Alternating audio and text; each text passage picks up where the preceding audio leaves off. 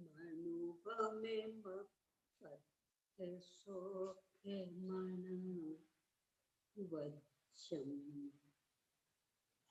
केवल पहोए नीचिय दुन्नय मेरम जीनम नमः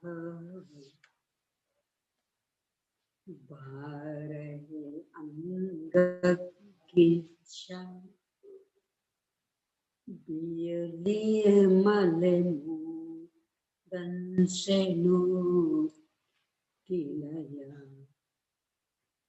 विवे परिचरण भूषा पसियौ सुये देवया सुयरम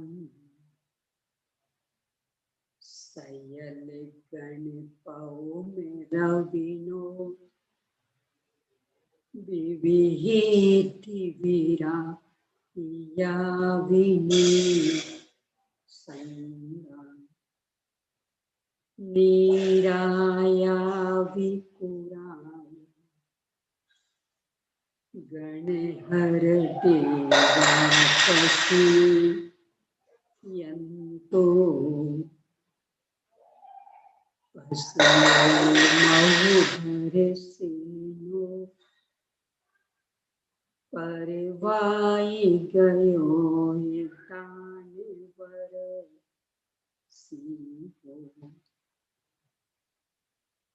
सेदंता में सायर तरंग संघाय धो ये मनो परिमामि पोपेदंतम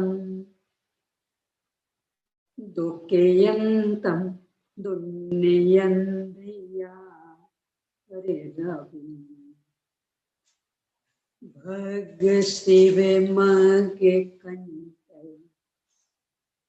मिसि समी इवयम सया दंतम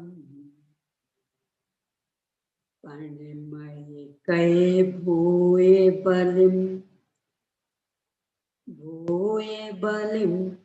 केशवास परिभो ये बलिम बिनिह पम्मह पसरम वैठाभिय विमल नानि बम्मह पसरम नमो हरिहंताणम नमो सिद्धाणम नमो आयरियाणम नमो वज्रायाणम नमो लोये सविसा पूनम ओम ह्रीं श्री अरहंत सिद्ध आचार्य उपाध्याय साथ पंच परमेष्ठिभ्यो नमो। आचार्य श्री धरसिंह स्वामी द्वारा प्रदत्त ज्ञान को लिपिबद्ध करने वाले आचार्य श्री पुष्पदंत भूतवली स्वामी द्वारा रचित षटखंडागम ग्रंथ। इसकी प्रारंभिक 5 खंडों पर आचार्य श्री वीरसेन स्वामी द्वारा लिखित ठीक है, उनमें से इसके पहले खंड पर लिखी हुई टीका जो कि अनुवाद सहित 6 खंडों में 6 भागों में 6 पुस्तकों में प्रकाशित है। उनमें से इसके पहले भाग यानी पहली पुस्तक पर अपनी चर्चा चल रही है। मंगलाचरण संबंधी विशद विवेचन के बाद में गुण स्थानों के नाम, उनके सामान्य स्वरूप पर चर्चा के बाद गुणस्थान का स्वरूप, सत आदि 8 अनुयोग द्वारों के क्रम का औचित्य, उनका अति सामान्य स्वरूप और फिर 14 गुणस्थान और गुणस्थान अतीत सिद्ध भगवान का सत्य रूपना की अपेक्षा विवेचन। इतना विषय होने के बाद में मार्गना स्थानों के भेदों को सत अनुयोग द्वारा यहाँ रूपित किया जा रहा है। उनमें से अपनी चर्चा गति मार्गना के संसार की अपेक्षा 4 और एक सिद्ध, इस तरह 5 गतियों संबंधी सत्य रूपना की चर्चा के बाद में किस गति में कितने गुणस्थान होते हैं, ये चर्चा अपनी चल रही है। उनमें से नरक गति में 1 से 4 तक 4 गुणस्थान, त्रियंच गति में 1 से 5 तक 5 गुणस्थान, इन पर चर्चा के बाद में मनुष्य गति में 1 से 14 तक सभी गुणस्थान हो सकते हैं। यह चर्चा करके ये कहा कि चूंकि गुणस्थान संबंधी सत्रूपना तो पहले हो गई है, अब उसे पुनः यहाँ क्या कहें, कुछ दूसरा विषय कहते हैं और दूसरे विषय के संदर्भ में चारित्र मोहिनी कर्म की 21 प्रकृतियों के उपशमन और क्षपण विधि को कहना यहाँ शुरू किया है। उनमें से अपनी चर्चा उपशमन विधि पर चल रही है। चूंकि ये केवल ज्ञान गोचर विषय है, बस एकमात्र बाबा वाक्य प्रमाण, उदाहरण तर्क कुछ भी चलने वाली नहीं है। इतना ही नहीं, अलग से बुद्धि पूर्वक का अपना कोई पुरुषार्थ भी चलने वाला नहीं। बुद्धि पूर्वक का क्या करें, आचार्य कल्प पंडित टोडरमल जी साहब ने मोक्ष मार्ग प्रकाशक में इसका निर्देश दिया। करण लब्धि वाले जीव का बुद्धि पूर्वक इतना ही उद्यम होता है कि वह तत्व विचार में उपयोग को तद्रूप होकर लगाता है। उसके कारण परिणाम प्रति समय अधिक अधिक निर्मल होते जाते हैं।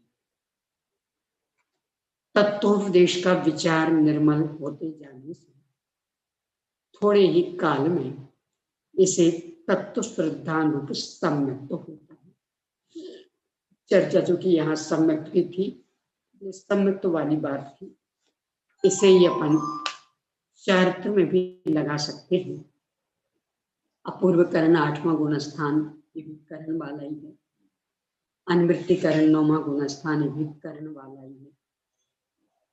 तो जो शाश्वत भगवान आत्मा इसमें तद्रूप होकर के स्थित रहते हैं और इसका निमित्त पा करके अपने आप ही अपनी अपनी योग्यता अनुसार कर्मों का उपशमन या क्षपण होता जाता है। इस संदर्भ में 8वें 9वें गुणस्थान वाली चर्चा अपनी हुई थी। अपूर्व करण नामक 8वें गुणस्थान में अपने इन विशुद्ध परिणाम, विशुद्ध मतलब विशेष परिणामों का निमित्त पाकर गुण श्रेणी निर्जरा विशेष गुण संक्रमण, स्थिति कांडक घात और अनुभव कांडक घात बताया था।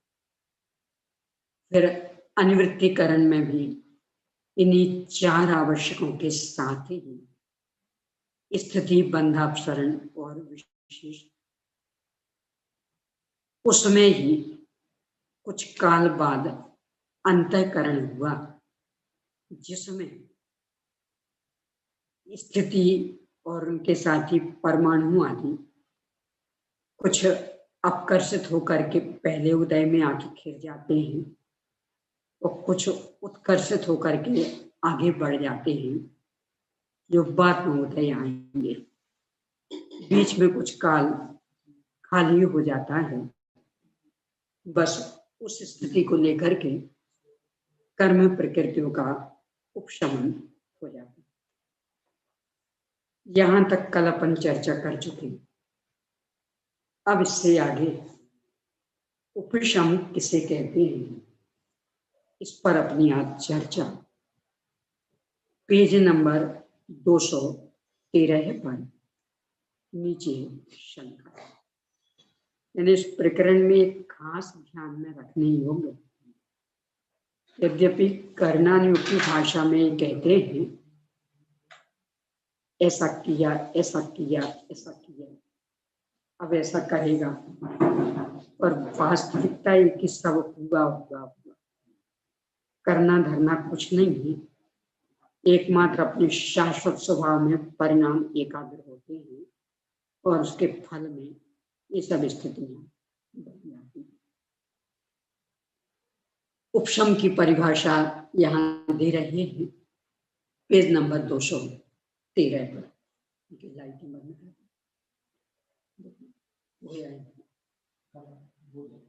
तो लाइटिंग बंद कर।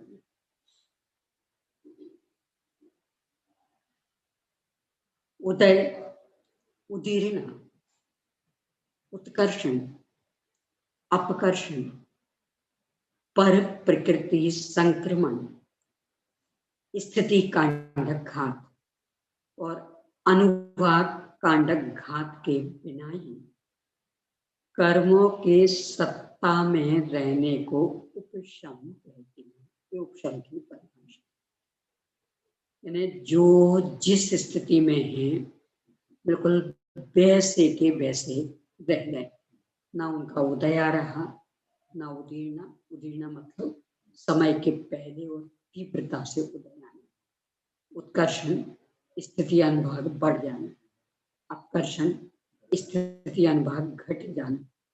पर प्रकृति संक्रमण, अन्य सजातीय प्रकृतियों रूप में बदल जाना। स्थिति कांडक घात, जो पूर्ववर्ती कर्मों की स्थिति है वो बहुत अधिक समूह में घाती जाना, कम हो जाना, उसका खंडन होना।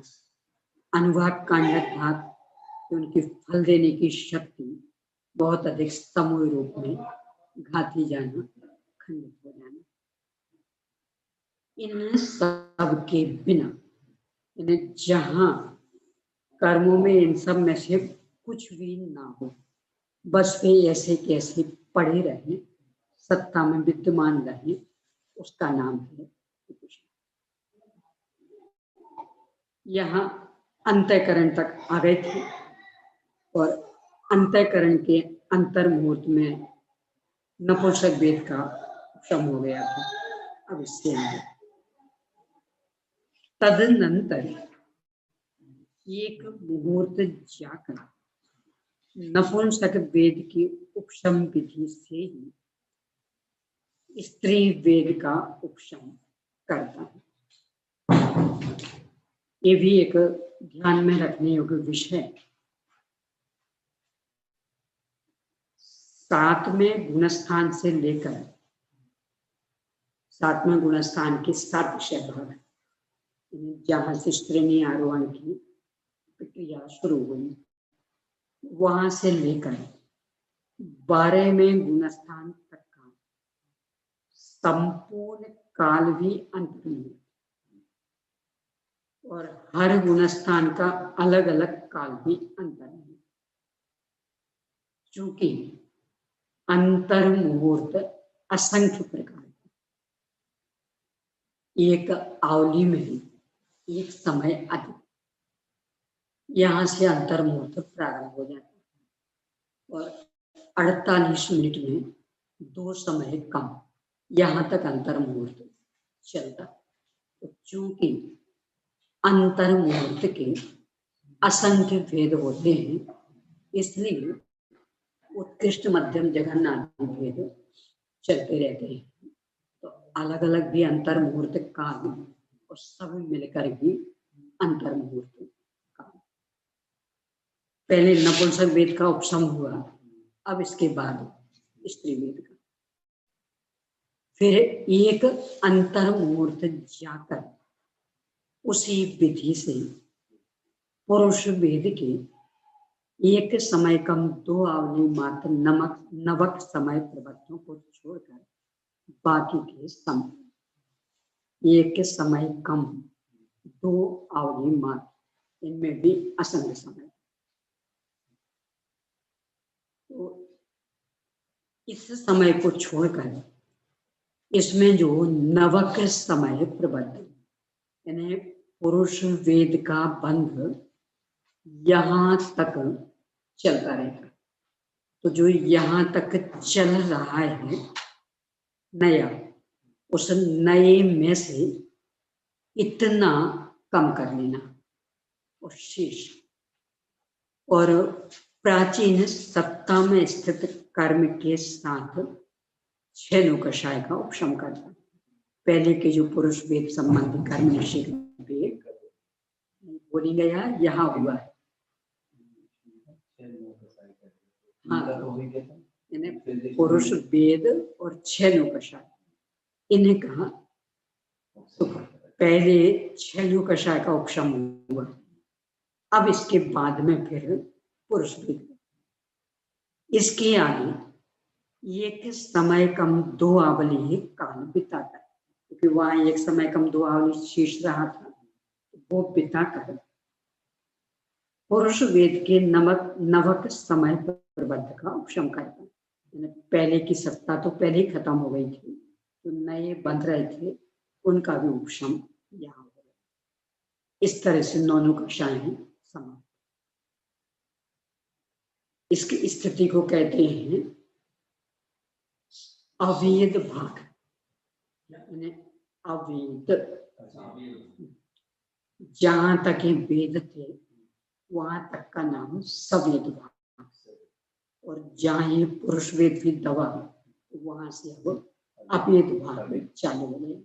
यानी अब वेद का उदय नहीं है, सत्ता भी नहीं है, पूरा का पूरा सत्ता नहीं, मतलब उपशम तो है, तो सत्ता तो है, पर उदय नहीं, इसलिए मैथुन सकना नहीं। नौमी का है एक हिस्सा, नौमी के मूल में 2 हिस्से हैं, सवेद भाग और अवेद भाग। तो सवेद भाग तक वेद का उदय है, अवेद भाग में वेद का नहीं।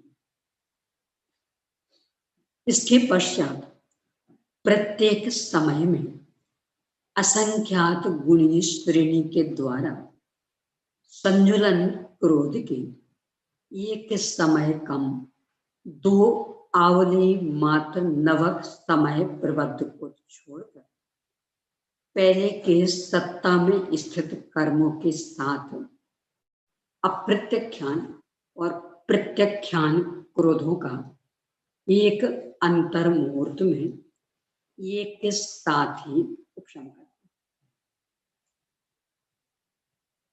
संजुलन संबंधी का मात्र एक समय कम 2 आवली शेष छोड़ेगा, बाकी सबका।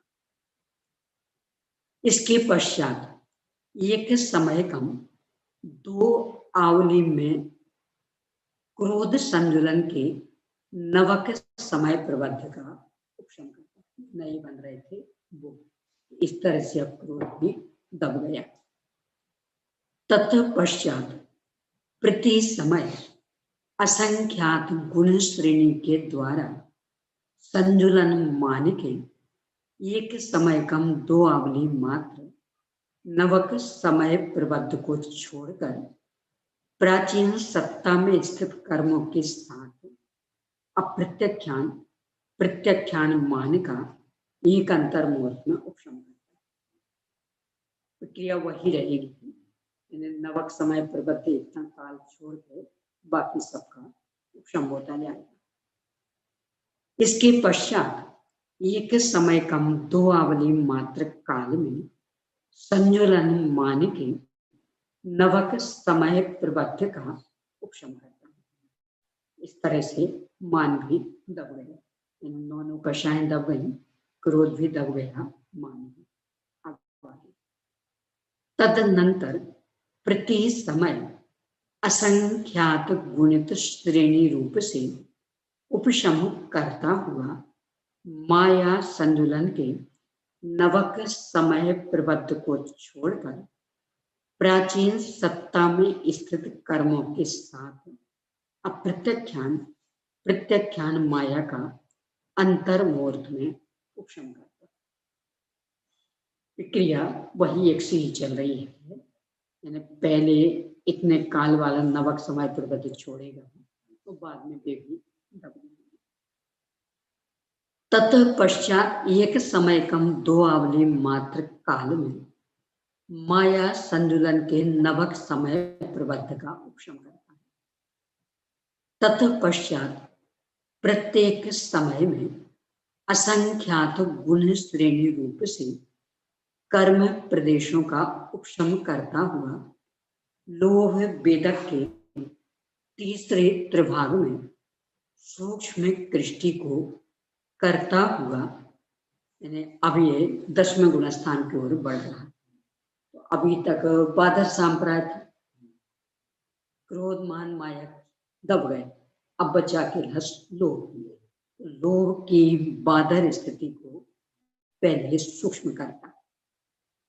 लोभ वेदक के दूसरे त्रिभाग में, दूसरा त्रिभाग मतलब मान लो उदाहरण के लिए कि 99, तो एक एक त्रिभाग हुआ 33, तो दूसरा त्रिभाग मतलब 66 की बात।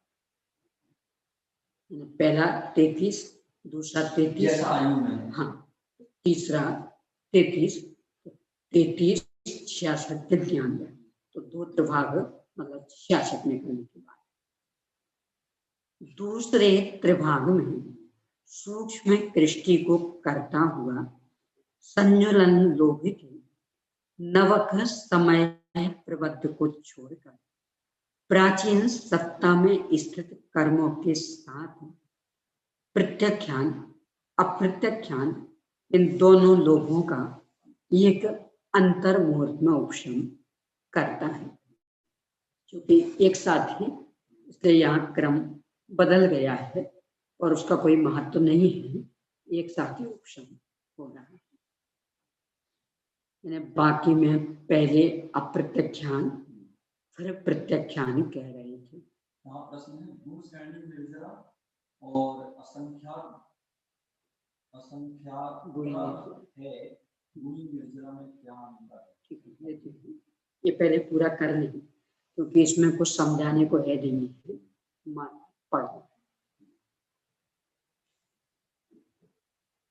इस तरह से लोभ की ओर बढ़ गए, सूक्ष्म दृष्टि हुई, उसमें प्राचीन सत्ता में स्थित कर्मों के साथ प्रत्यख्यान अप्रत्यख्यान इन दोनों लोभों का एक अंतर्मूर्त में उपशम करता है। इस तरह सूक्ष्म कृष्टिगत लोभ को छोड़कर और एक समय कम 2 आवली मात्र नवक समय प्रबद्ध तथा उच्छिष्टावली मात्र निषेकों को छोड़कर, नवक समय प्रबद्ध शब्द तो पहले वाले, नया बनने वाला समय प्रबद्ध, और उच्छिष्ट अवधि, उच्छिष्ट शेष रही अवधि असंख्यात समयों की एक अवधि, यानी इससे छोटी अवधि नहीं, वो अंतिम बस यही अवधि बची।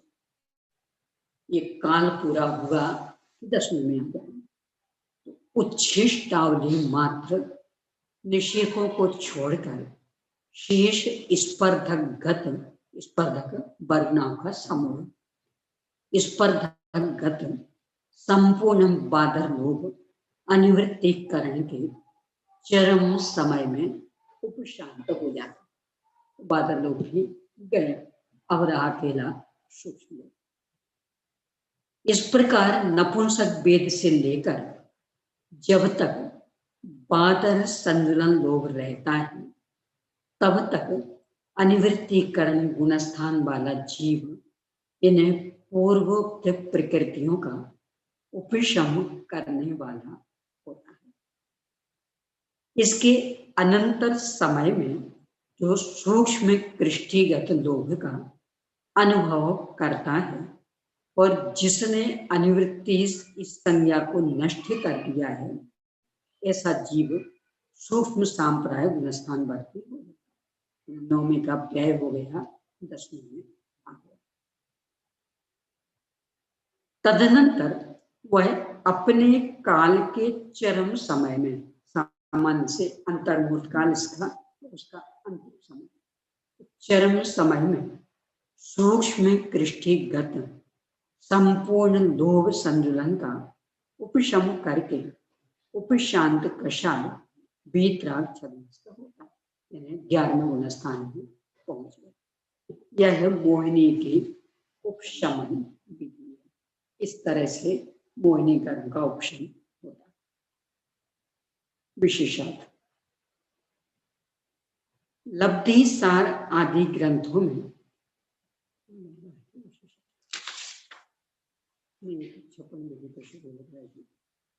चलिए विशेषार्थ को अपन रोकते हैं, पहले शंका का समाधान करेंगे। शंका के समाधान के पहले ही इसको पुनः दोहरा लें, क्योंकि भाषा इस तरह की कि लगता जैसे बहुत करना पड़ता है। ये करना, ये करना, ये करना, ये करना, कितनी माथापच्ची होती होगी, बेचारे थक जाते होंगे, उपयोग बहुत भारी रहता होगा, कर्तृत्व का बोझ बहुत परेशान करता होगा। ये भ्रम तोड़ देना, ये मात्र आलंकारिक भाषा। यहाँ स्वरूप की स्थिरता जैसे जैसे बढ़ रही है, उसका निमित्त पाकर कर्म में वैसा वैसा परिवर्तन हो रहा। जैसे लोक में थर्मामीटर से बुखार नाप रहे थे, तो कहते को पहले पता थर्मामीटर में 160 डिग्री बुखार दिखा रहा था, अब हमने उतार दिया, अब 104 रह गया। क्या किया आपने? उतार दिया। आपने क्या किया? बस यहाँ का तापमान उतरा, अब आपने थर्मामीटर लगाया तो अपने आप उतर गया उसका। तो फिर भी भाषा यही रहती, पहले 107 था, हमने उतार दिया, अब 104 बता रहा है। अब देखो और उतार दिया, अब 103 बता रहा है। तो लगता है ऐसे कि जैसे हमने ही सब कुछ किया है, जबकि सब हुआ है। ऐसे ही यहाँ समझना, कर्म मतलब एक प्रकार से अपने विकारों को बताने हेतु थर्मामीटर जैसे, जैसे थर्मामीटर में व्यक्ति को करना कुछ नहीं होता तो भी वो बताता रहता है यहाँ का तापमान, ऐसे ही कर्मों में अपने को कुछ नहीं करना, दिखते ही नहीं है अपने को, क्या करेंगे? अशुद्धि को बताता है, ऐसे थर्मामीटर भी क्या अशुद्धि को बताता है। अब कोई कहता है कि हमारे में तो शुद्धि चल रही है, ये तो इसके लिए शुद्धि भी चल रही है, वो समस्या थर्मामीटर क्या केवल अशुद्धि को बताएगा?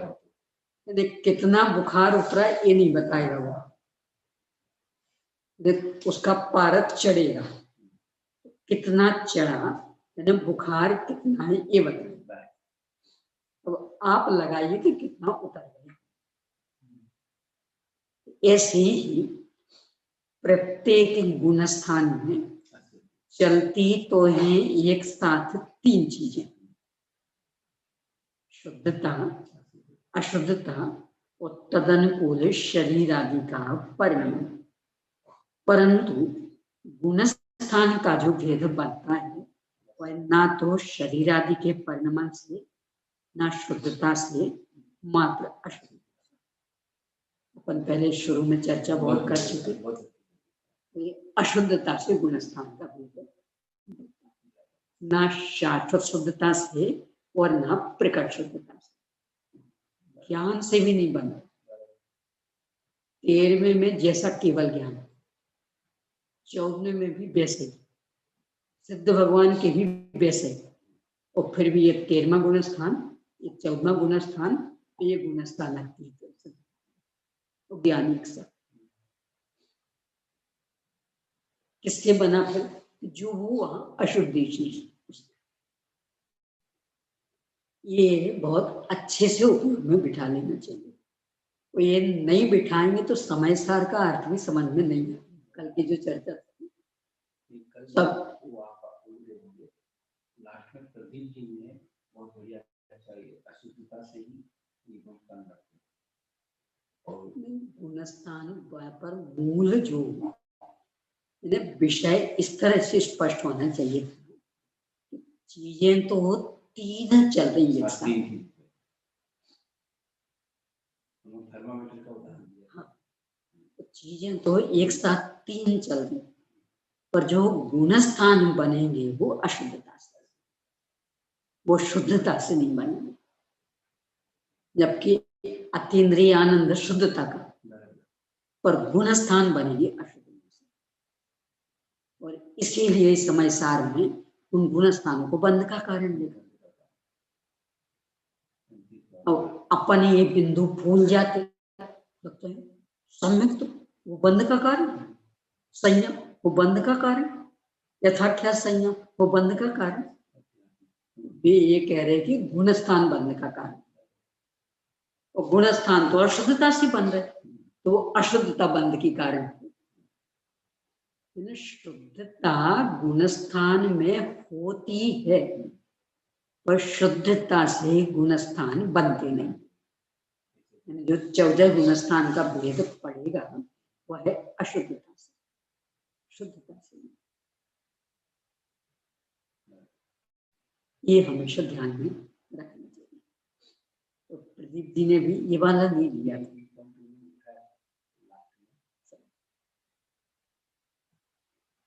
इन लोगों का लिखा हुआ भी, पढ़ा हुआ भी जितना भी देखती हूँ, स्पष्ट 3 चीजें उठा के, इन्हें 3 चीजें उठा के, और फिर क्यों अशुद्धता से ही बनते, शरीर आदि के परिणमन से क्यों नहीं, शुद्धता से क्यों नहीं, ये बिंदु नहीं आते,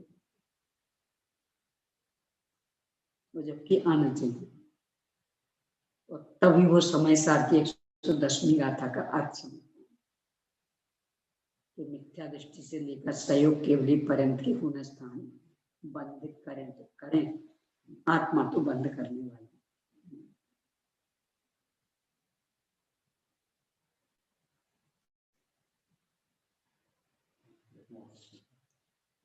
अपनी चर्चा भी शंका समाधान में गुण श्रेणी निर्जरा और असंख्यात गुणी निर्जरा, इनमें इन्होंने ऐसा कहा गुण श्रेणी निर्जरा और असंख्यात गुणी है। गुणी निर्जरा में क्या अंतर? असंख्यात गुणी है नहीं होगा, तो 2 शब्द हैं, एक गुण श्रेणी निर्जरा और एक असंख्यात गुणी निर्जरा। इन दोनों में क्या अंतर, प्रश्न ये होगा। कदाचित उनने पूछा हुआ तो भी शुद्ध कर लें प्रश्न। यानी 2 प्रकार की निर्जरा, एक गुण श्रेणी निर्जरा और एक असंख्यात गुणी निर्जरा। 2 प्रकार की निर्जरा, इनमें क्या अंतर, ये प्रश्न। प्रत्येक गुणस्थान में गुणस्थान क्रमानुसार जितनी शुद्धता प्रकट हुई, तदनुसार जितने कर्मों का संवरण हो गया, उन्हीं की निर्जरा प्रति समय चल रही। तो जो वो उनकी निर्जरा प्रति समय चल रही, उसका नाम है असंख्यात गुणी निर्जरा। आचार्य उमा स्वामी देव ने तत्वासुत के 9वें अध्याय में इसके 10 स्थान बताए। सम्यक दृष्टि श्रावक वृत्तानंद वियोजक दर्शन मोहक छपक शंकुप शांत मोह छपक क्षीण मोह जिन्हा क्रम शोषंखे यानी अभिजा सम्यक दृष्टि श्रावक पंचम गुण स्थान बढ़ती, फिर छठवें सातवें गुण स्थान बढ़ती सम्यक दृष्टि श्रावक विरक्त, फिर अनंतानुबंधी कसाई की भी संयोजना करने वाले अनंतानुबंधी विशोजक, फिर क्षय करने वाले मोहिनिका, फिर इसके बाद में उपशम श्रेणी वाले, फिर छपक श्रेणी वाले 12वें गुणस्थान वाले, 13वें गुणस्थान वाले और 14वें गुणस्थान वाले, ये 10 स्थान असंख्यात गुणी निर्दिरा के आचार्य उमा स्वामी देव ने तत्वा सूत्र में गिना है 9वें अध्याय के अंत में। षटखंडागम आदि में भी आगे चर्चा आएगी अब। और गोमठ सार जीवकांड भी पहले अध्याय के अंतर्गत जहाँ 14वें गुणस्थान की चर्चा, उसके बाद में 2 गाथाएं दी सम्मत उत्पत्ति ऐसे करके, तो वहां भी यह स्थान गिना है। वहां एक और भी विशेष चर्चा कि आपने कहा अविरस सम्यक दृष्टि के असंख्यात गुणी निर्दिरा, किससे तुलना बता रहे हैं ना आप, तो आगे आगे की तुलना तो इन पीछे पीछे से हो गई, अब इस पहले की तुलना किससे, तो उन्होंने कहा अपूर्व करण में जो गुण श्रेणी निर्जरा हो रही थी उससे। अपूर्व करण मतलब पहला गुण स्थान करण लब्धि वाले, यानी मिथ्यात्व चल रहा जाए, शुद्धता भी प्रकट नहीं हुई, शुभ भाव जहां विद्यमान वहां जो निर्जरा हो रही, ये बिंदु भी बहुत विचार में, क्योंकि अपन तो मानने को ही तैयार नहीं कि सबसे भी निर्जरा हो, तो जबकि कविवर पंडित बनारसी दास जी स्पष्ट लिख रहे हैं उपादान निमित्त चिट्ठी में, निगोद से किस आधार से जीव निकलता, प्रकरण 1 चल रहा है, तो उन्होंने कहा विशुद्धि के बल पर कषाय की मंदता से वहां निर्जरा हो गई, तो वहां से निकलकर व्यवहार राशि में आ। शिष्य ने प्रश्न खड़ा किया, विशुद्धि से निर्जरा, हम तो ये कह रहे कि विशुद्धि से कर्म बंद हो, निर्जरा नहीं। तो पंडित जी साहब वहां लिखते विशुद्धि से कर्म बंद होता, ये तो ठीक, इसमें तो हम और आप एक मत, पर इसके अतिरिक्त तो और भी है, विशुद्धि से निर्जरा होगी। और फिर इतना दृढ़ किया वहां, विशुद्धि से निर्जरा होती है, मान मान इसमें धोखा नहीं, विशुद्धि से कर्म बंद है, ये तो सभी स्वीकार कर रहे हैं, पर निर्जरा नहीं।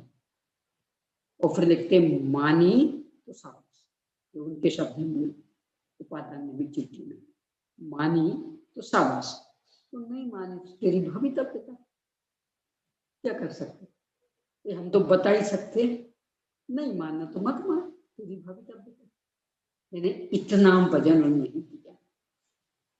और गोमठ सार में लिख रहे कि जो अपूर्व करण उससे तुलना करेंगे, तो जबकि अभी अपूर्व करण में शुभ भाव चल रहा है, शुद्धता तो उपशम करण में आएगी।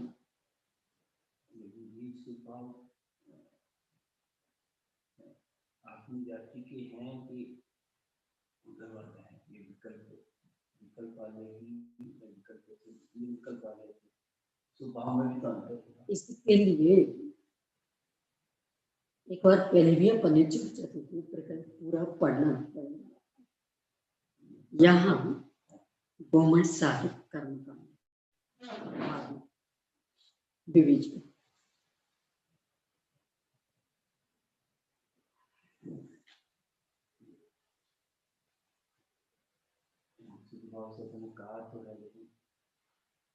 कई बार स्पष्ट कर चुके हैं, आपको उसको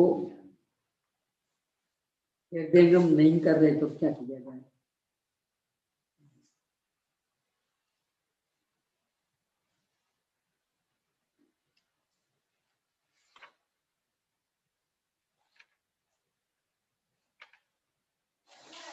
तो ये यही नहीं, ये मोह क्षय का रामबाण उपाय, प्रवचन सार की 80वीं गाथा का विवेचन, वहां भी ये विषय है।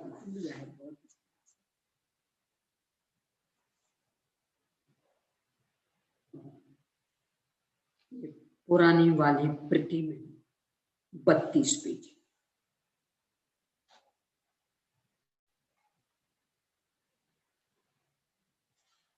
ये 32 पेज और 33 पेज ये पुनः आप पढ़िए, पूरा याद आ जाएगा। और चाहिए तो मोह क्षय का रामबाण उपाय, उसमें भी 80वीं गाथा के संदर्भ में प्रश्न खड़ा किया। वहां 4 प्रश्न खड़े किए। पहला तो ये, अरहंत भगवान के द्रव्य गुण पर्याय को जानने की बात कह रहे हैं। अरहंत पर्याय तो स्वयं पर्याय, पर्याय का द्रव्य हो सकता, पर्याय के गुण भी खोजे जा सकते। पर्याय की पर्याय होती है क्या? एक प्रश्न। दूसरा, नियम सार में और समय सार में कह रहे हैं आचार्य श्री के अपना स्वरूप सिद्ध जैसा, और यहाँ कह रहे हैं अरहंत जैसा, तो कैसा है अपना स्वरूप? ये दूसरा। तीसरा, अरहंत भगवान को हम जानेंगे तो शुद्ध भाव है कि शुभ, ये मोह है कि निर्मोह दशा। संकल्प ये किया 79वीं गाथा में कि मोह की सेना को जीतने के लिए हम कमर कसते तैयार हैं, और फिर उसे मोह में लाके खड़ा कर देंगे। और चौथा, अरहंत भगवान को जानना ही तो शुभ भाव है, शुभ से शुद्ध कैसे हो जाए? 4 प्रश्न वहां खड़े किए। तो जो चौथा वाला, उसके उत्तर की मीमांसा आप पढ़ेंगे, अपन यहाँ 2-3 बार चर्चा कर चुके, इसलिए पुनः नहीं ले पढ़ेंगे, स्पष्ट हो जाएगा। यानी उसकी दिशा बदल जाती, कांटे से कांटा जैसे निकलता, पर कब दिशा बदले। पहले जब सुई अल्प नहीं चलते थे तो कांटे से कांटा निकालते थे, यहाँ मुझे कांटा लग गया, वो तो ऐसा चुभा था, अब निकालना तो दूसरा कांटा लो, तिरछा करके फंसा तो निकल, चुभा था खड़ा, निकालने के लिए तिरछा, कांटे से कांटा निकाल। तो आप उसको पढ़िए और इसको भी पढ़िए, पुनः अपन इसमें समय नहीं लगाते हैं, क्योंकि ये तो स्वयं ही बात जचानी पड़ेगी, स्वयं विचार करेंगे बारंबार तो स्वीकृत होगी बात, अन्यथा तो चर्चा कितनी बार करें। यानी मेरे ख्याल से यहाँ मंगलायतन में ही कम से कम 10 बार चर्चा हो चुकी है इस विषय पर, 10 बार और ज्यादा ही हो सकती है। आदरणीय पवन भाई साहब के पास में ही करीब करीब 4-5 बार चर्चा, 2 बार जब वो पहले विद्यार्थियों के बीच में चलता था स्वाध्याय, वहां 2 बार यहाँ हो चुकी, कम से कम 10 बार, ज्यादा ही और हो गई हो तो 10 बार। ये विषय ऐसे है, वास्तव में कोई चर्चा के नहीं, स्वयं गंभीरता से विचार करें तो स्वीकृत हो। और विचार करने में जो विचार करने की प्रक्रिया, हर संदर्भ में समझिएगा इसको। किसी भी विषय के संदर्भ में यदि अपने को विचार करना है तो सबसे पहली शर्त, वो संबंधी आपके पूर्वाग्रह जितने हों, धारणाएं जितनी हों, उन सबको एक हो रहा है। क्योंकि पूर्वाग्रह से ग्रसित होकर विचार करेंगे तो सही निर्णय नहीं आएगा। पहले की धारणाओं के आधार से विचार करेंगे तो सही निर्णय नहीं, पहले उनको एक हो जाए। यानी बिल्कुल ऐसे बन जाइए कि इस संदर्भ में हम कुछ नहीं जानते, अभी हमारी इसमें कोई धारणा नहीं। अब सुनिए, अब पढ़िए, अब समझिए और फिर चिंतन करिए। अपन निष्कर्ष पर क्यों नहीं पहुंच पा रहे? पहले से एक धारणा बना रखी, शुभ भाव तो अकेला बंध का कारण। इसलिए इतनी चर्चा के बाद भी ये बात नहीं जचती। यहाँ भी जब आए थे मंगल संबंधी बात में, जो भाव की चर्चा आई थी, तो वहां प्रश्न खड़ा किया था, कौन से भाव मंगल? ये देखिए पेज नंबर 36 पर।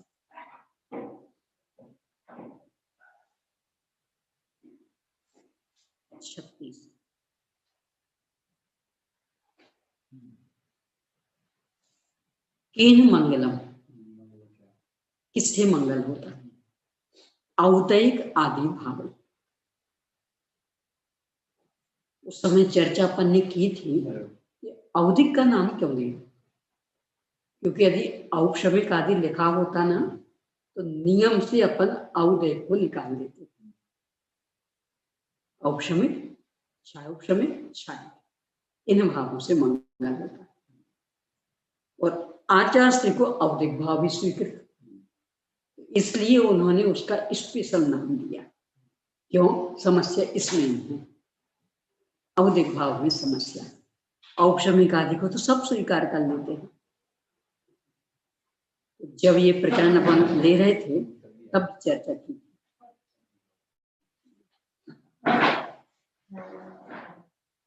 तो कहना क्या चाह रहे हैं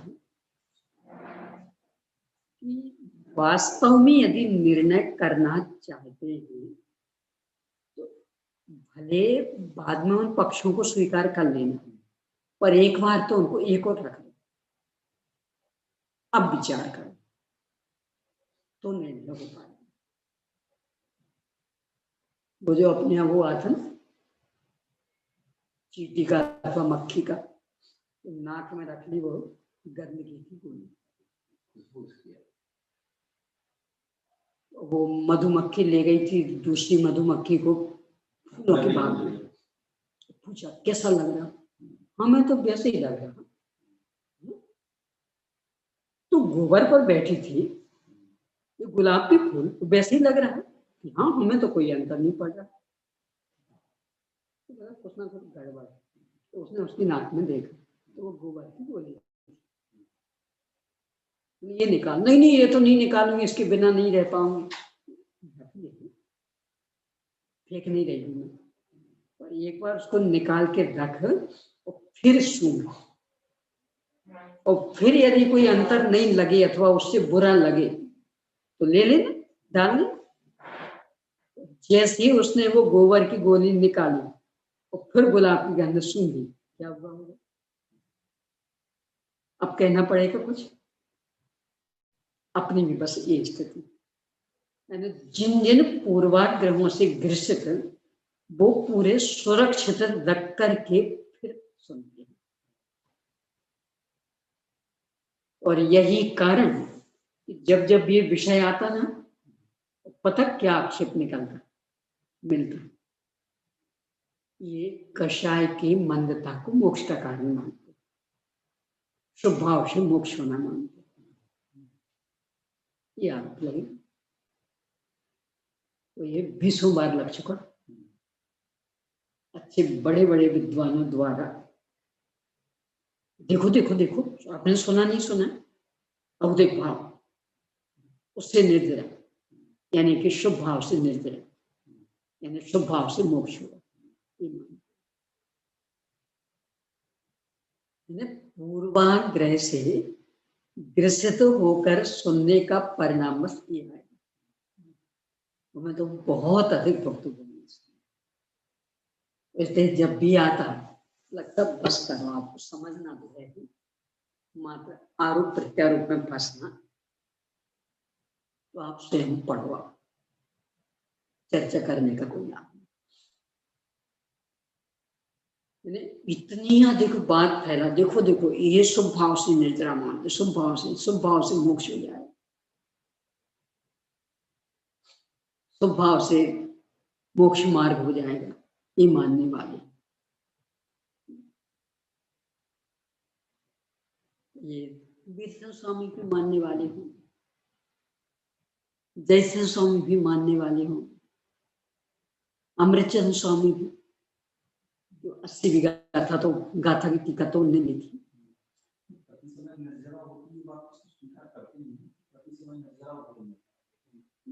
यहाँ तो ये कह रहे हैं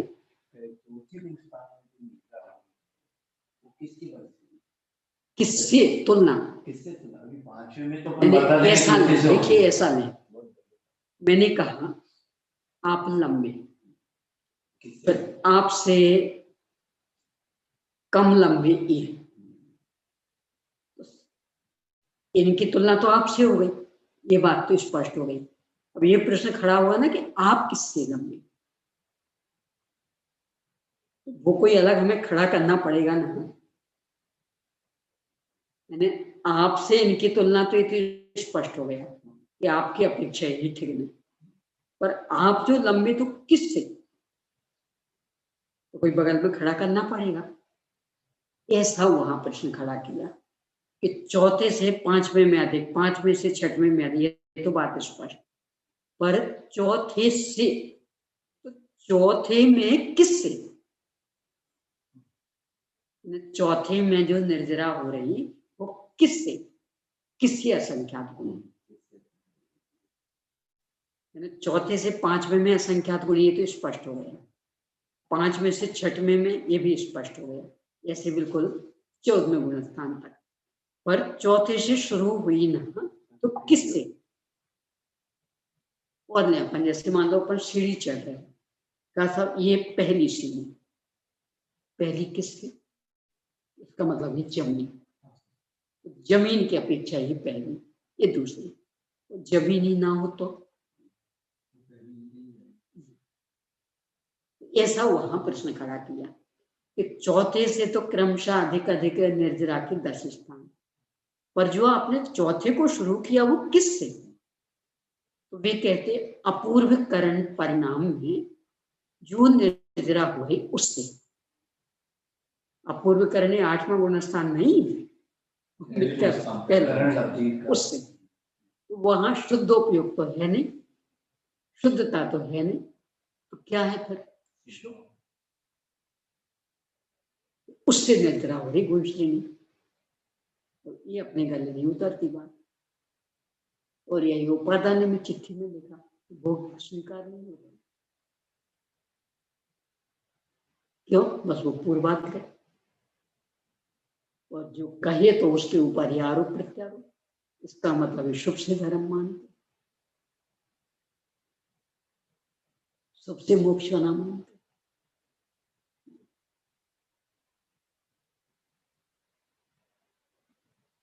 कभी कभी तो इतने आरोप प्रत्यारोप की लगता है, इससे तो मौन भला, तुम्हारा क्या करना है,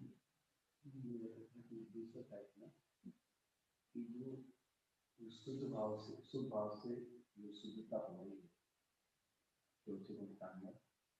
तो वो कौन से किस टाइप के भाव है, इसके लिए तो कहा है ना कि इनको पढ़िए, 31 नंबर का पेज, मेरा प्रश्न ये था, नहीं तो इसको पढ़िए, क्या वो कौन से, जैसे पूजा पाठ स्वाध्याय आदि वो है, कौन से, अभी देखो सवाल वो नहीं, अभी तो शुभ भाव, अब उस शुभ भाव में जो आत्मा पर चिंतन माना, वो कांटे से कांटा निकाला है, तो कौन सा कांटा, जो इसमें तिरछा फंसाओगे वो, यहाँ कोई खड़ा कांटा थोड़ी कारण बनेगा, यहाँ भी आप लंबा किए रहोगे तो थोड़ी कारण बनेगा, इसमें फंसा। तो वो आत्मा का चिंतन मनन बारह शुभ, इसमें तो कोई दो राय है ही नहीं। देखो तब विचार मूल तो दो राय है, इसमें बनाते शुभ भाव है ना, शुभ से शुद्ध, इसका मतलब आप शुभ को मोक्ष मार्ग मानते। लेकिन वो सुख छूट जाता ना, वो तो शुद्धोपयोग जब दिया जी, तो शुद्ध ऐसा है ना, कभी भी ऐसा तो है नहीं कि अशुभ की भूमि में रह के शुद्ध काम हो जाए, रहेगा तो सुख की भूमि में, और जब सुख की भूमि को छोड़ेगा तो शुद्ध कहा जाएगा, लेकिन जाएगा तो शुभ से ही ना, यही है। पर ये तर्क तो 14वें तक लगना है, चौथे से अधिक असंख्य गुणी निर्जरा 5वें में, चौथे वाला शुद्ध भी तो उतना ही तो नहीं रहा, वो वाला गया और आगे बढ़ा। यहाँ भी आएगा शुभ से ही तो आएगा, चौथे में जो आएगा नहीं, आप जो तर्क दे रहे हैं कि वो छूट गया, तो वो तो हर गुण स्थान में है, तो वो तो शुद्ध में भी है, जब वो तर्क तो एक सा है, यहाँ शुभ छूटा वहां शुद्ध में आगे बढ़ गया, तो वो छूट गया, चौथे वाला शुद्ध नहीं रहा, 5वें में अलग हो गए, 13वें में अलग हो गया, 14वें में अलग हो गए, तो वो तर्क तो हर एक में ही है, उसके लिए तो चाहे शुभ हो चाहे शुद्ध हो सब एक से।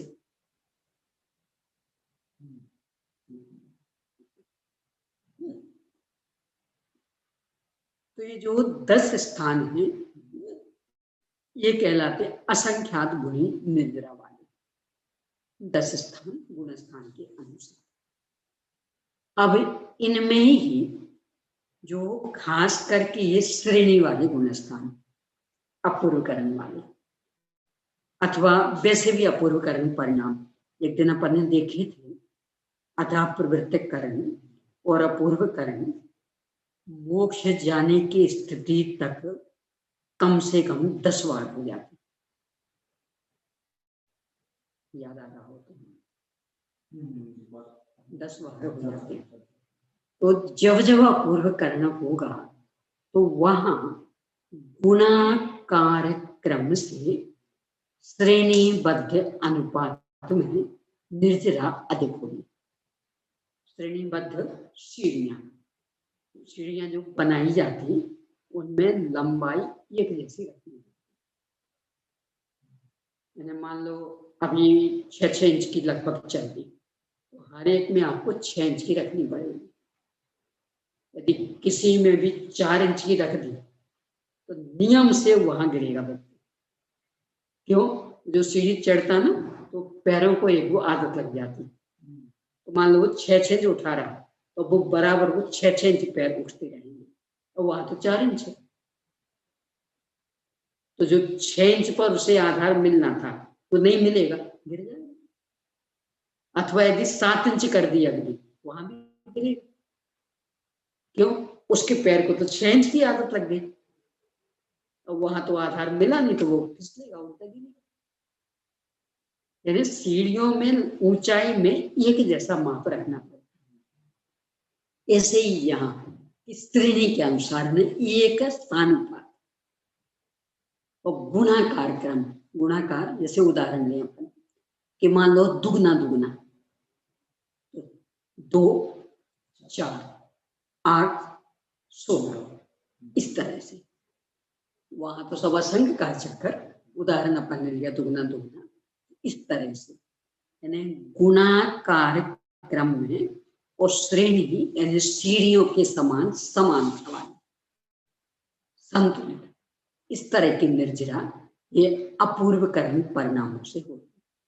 तो जहां जहां अपूर्वकरण परिणाम होंगे वहां निर्जरा में विशेषता है, यानी असंख्यात गुणी निर्जरा तो गुण स्थान के अनुसार चल ही रही थी, अब उसमें फिर ये अपूर्वकरण और हो गए, तो उस निर्जरा में और विशेषता है ये गुण श्रेणी निर्जरा।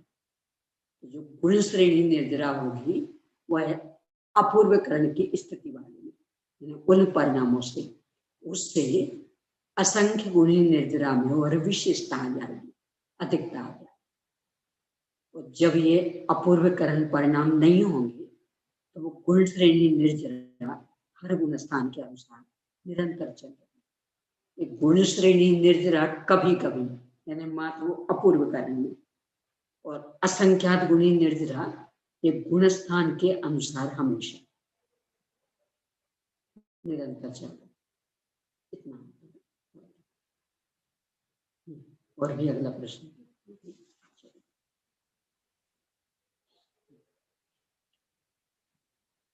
यहाँ जो उपशमन विधि बताई लब्धि सार आदि ग्रंथों में इसकी चर्चा है, थोड़ा सा अंतर है। कहाँ क्या अंतर पड़ता है यहाँ विशेषार्थ में उसे दे रहे हैं। पेज नंबर 215 पर विशेषार्थ। लब्धि सार आदि ग्रंथों में द्वितीय उपशम संयुक्त की उत्पत्ति अप्रमत्त संयत गुण स्थान में ही बताई है। यहाँ चौथे से सातवें के बीच में थी, अन्यत्र भी जयधवल आदि में भी चौथे से सातवें, पर लब्धि सार में अकेले सातवें। तो ये भी एक जो विवादस्थ बिंदु अपन बना देते हैं, क्योंकि आचार्य कल्प पंडित टोडरमल जी साहब लब्धि सार आदि ग्रंथों की टीका पहले लिख चुके थे। समय ज्ञान चंद्रिका लिखी जा चुकी थी। अब लब्धि सार में ये धारा है, ये द्वितीय उपशम संयुक्त तो सातवें में होता। उन्हें धवल आदि तो मिले नहीं थे, तो उनने मोक्षमार्ग प्रकाशक में ये लिखा कि द्वितीय उपशम संयुक्त तो अप्रमत्त संयुक्त गुण स्थान में होता। क्यों? लब्धि सार मिला था उनको, धवल आदि मिले ही नहीं थे, तो उसको लेके हमने विवाद। देखो ये गलत, धवल आदि में तो लिखा चौथे से सातवें के बीच में, राजवार्तिक में भी लिखा चौथे से सातवें के बीच में, वो ये लिख रहे अकेले सातवें में। वे अपने मन से लिख रहे थे। हम कुछ भी चीज कह रहे, यदि हम अपने मन से कह रहे हो तो आप गलत सिद्ध कर सकते, पर हम आगम बता रहे हैं कि देखो इसमें ये लिखा, हम तो इस आधार से कह रहे।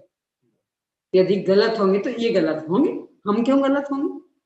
तो ये हमने अपने मन से थोड़ी निकाली बात। तो उन्होंने तो लब्धि सार के आधार से लिखा। अब लब्धि सार में वो अपेक्षा है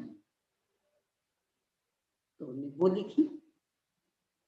तो उससे टोडरमल जी साहब गलत कैसे सिद्ध हो गए? क्या करें? मैंने वही कुंठित सोच, पूर्वाग्रह से ग्रसित। हमें तो उन्हें बदनाम करना, तो कुछ भी मिलेगा तो बस उनके नाम पर मर देंगे। ये भी सोचने की तैयारी नहीं कि उन्हें अपने मन से लिखा है क्या। उन्हें जो आगम उपलब्ध था उसके आधार से उन्हें पता, उन्हें लब्धि सार मिला था उसके आधार से उन्हें लिख दिया।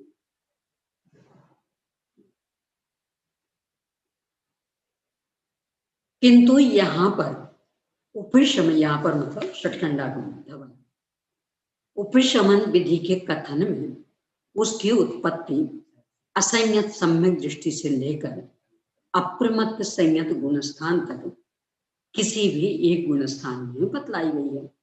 बस मात्र एक शर्त, होने चाहिए वे मुनि। असंयत सम्यक दृष्टि का मतलब कपड़े वाले के नहीं,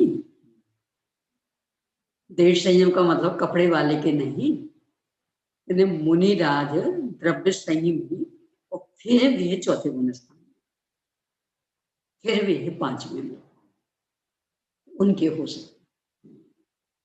एक शर्त होना चाहिए मुनि बना है। अब एक और प्रश्न खड़ा होगा, आचार्य नेमिचंद सिद्धांत चक्रवर्ती ने जो भी ग्रंथ लिखे, ये षटखंडागम और कषाय पावड़ आदि ग्रंथों के साथ, तो उनने फिर ऐसा क्यों लिखा? ये बहुलता मुनि दशा में ही तो सातवां छठवां सातवां छठवां ये तो सामान्य, कदाचित चौथी में आ जाए, कदाचित पांचवें में, तो वो तो एक अपवाद मार्ग हुआ। अधिकांशतया उसी गुण स्थान वाले तो ने उसको मुख्य किया। स्यादवाद शैली में अपेक्षा समझना ये बुद्धिमानी है कि विवाद, किसी को ऊंचा नीचा दिखाना, किसी की विराधना करने लगना, झूठा सिद्ध करने में अपनी ताकत लगना, क्या पूर्वाग्रह सब कराना।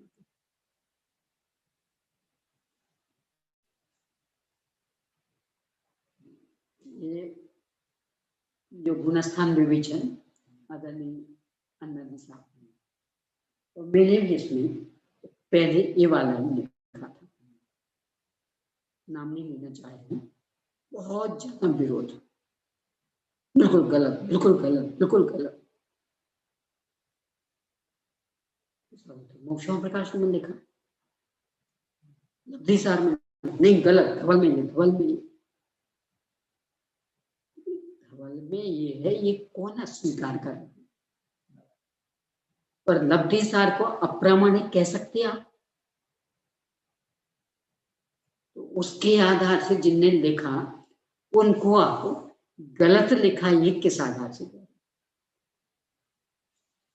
नहीं माना? आखिरकार अगले एडिशन में सुधारना पड़ा, मुझे भी सुधारना पड़ा। ये जो प्रथमोपशम द्वितीयोपशम का अंतर है इसमें भी है, और अपने तत्व ज्ञान विवेच का भाग 1 में सुधारना पड़ा। इतना होगा लाभ। क्यों? एक मानसिकता अपनी, कहीं एक गलती सिद्ध हो जाए ना, पूरा गलत, ये मानसिकता है अपनी। यानी फिर व्यक्ति ये भी नहीं सोचने को तैयार होता कि भाई ये बात गलत होगी, बाकी तो ठीक है, हम अपनी गलती निकालें, पूरा गलत, सुधारना पड़ा। और मात्र उतने से के लिए पूरा पुनः कंपोज करवाना पड़ा, क्योंकि कंप्यूटराइज में ये समस्या, तो जो अभी इनकी पीडीएफ वगैरह भी बनती ना, कुछ भी सुधारवाना हो पूरा कंपोज करवाना पड़ेगा। और पूरा कंपोज करवाना मतलब करीब करीब 40,000 रुपये का था, उतने से के पीछे वो करना पड़ेगा।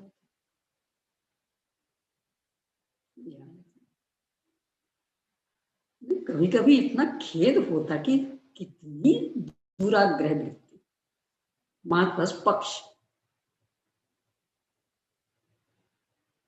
और पुण्य का उदय हो, आपकी वाणी में ताकत हो, तो आपका सब सुन लेते। पर वो कि बस कौवा कान ले गया, तो हाँ उनने कहा ना, उनने किया, ये गलत उनने कहा तो इसका मतलब गलत होगा, पूरा गलत। बिक्री में नहीं रखेंगे, विद्यार्थियों को पढ़ने नहीं देंगे, यहाँ तक की स्थिति होगी। तब कहीं को 40,000 रुपये खर्च करके सुधारना।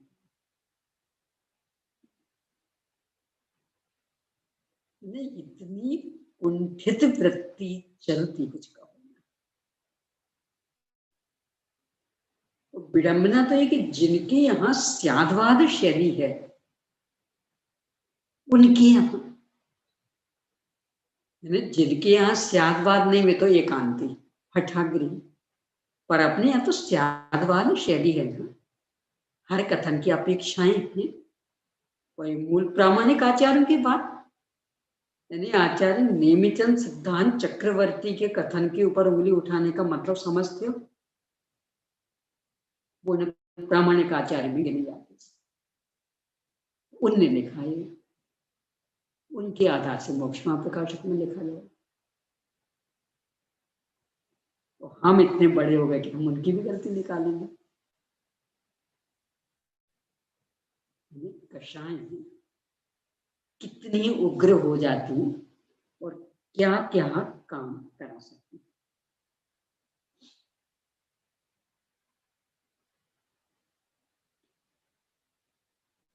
और प्रश्न, धवला और लब्धि सार आदि ग्रंथों में किसको ज्यादा प्रामाणिक माने? दोनों को ही। स्वयं इसमें भी ऐसे बिंदु आएंगे और वीरसेन स्वामी प्रश्न खड़ा करेंगे। अभी दो बातें तो परस्पर टकरा रही हैं, नियम से कोई एक सच्ची होगी तो आप बता देना।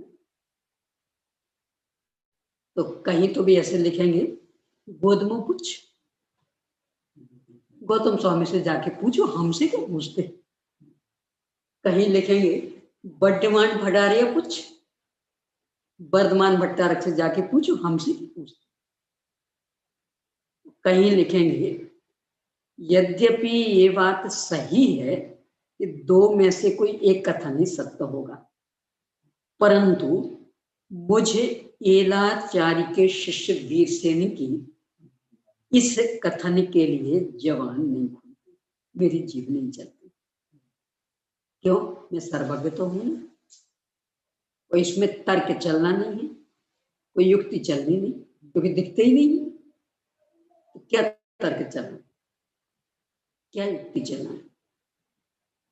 तो मैं तो नहीं कह सकता कौन सा।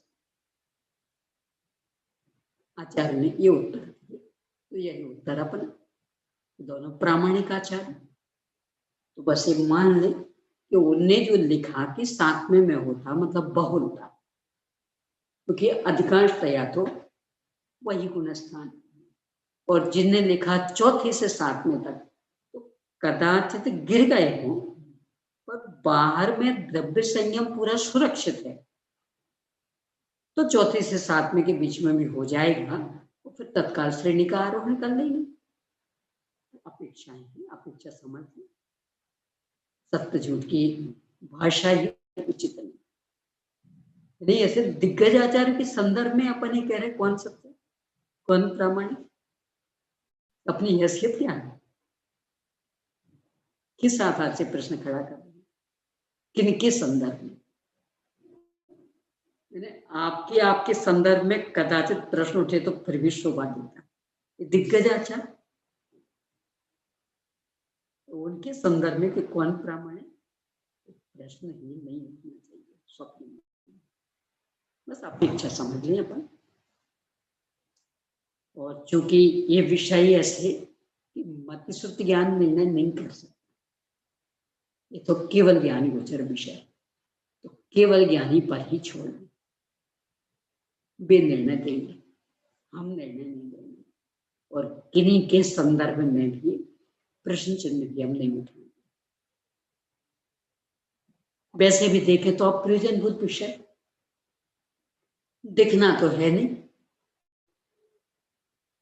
सोच सोच करके कुछ कर नहीं सकते, तो कहाँ होता कहाँ नहीं होता, जहां होता होगा हो जाएगा।